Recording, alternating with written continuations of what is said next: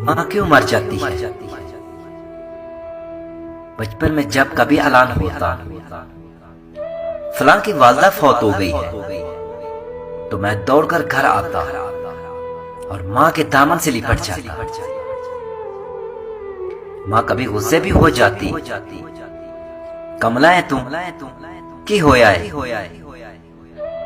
मैं इजहार से डरता था, मौत के नाम से डरता था। कभी कभी मैं सोचता कि मैं अपनी माँ से पहले मर जाऊंगा, लेकिन फिर सोचता कि माँ भी तो रोएगी। लेकिन फिर अगले ही लम्हे सोचता कि माँ के तो और भी बेटे हैं, मेरे पास तो एक ही माँ है। रात को जिद करके माँ के पास सोता।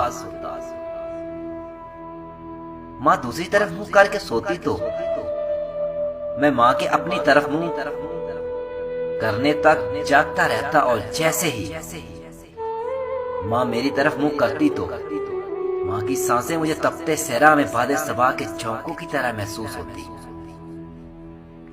माँ के जिस्म की खुशबू मुझको अंबर से ज्यादा फैली लगती।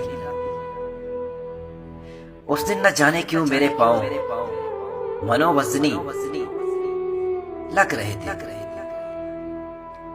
माँ मुझे अलविदा कहने दरवाजे तक आई। मैं रुखसत होकर गली की नुक्कड़ मुड़ चुका था, लेकिन मैं दौड़कर वापस आया तो माँ गली की नुक्कड़ के करीब तक आ पहुंची थी।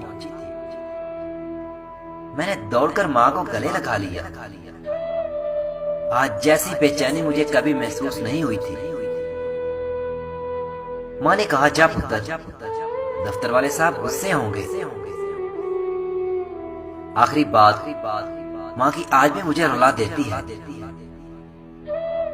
पुत्र, तेरी आवाज नहीं आती, और आज मैं सोचता हूँ माँ कहाँ हो, तुम्हारी आवाज क्यों नहीं आती। और लाइन कट गई। शाम को माँ चली गई, लाइन हमेशा के लिए कट गई, लेकिन दुआओं की लाइन तो कभी नहीं टूटी ना। माए मेरी भोली माए,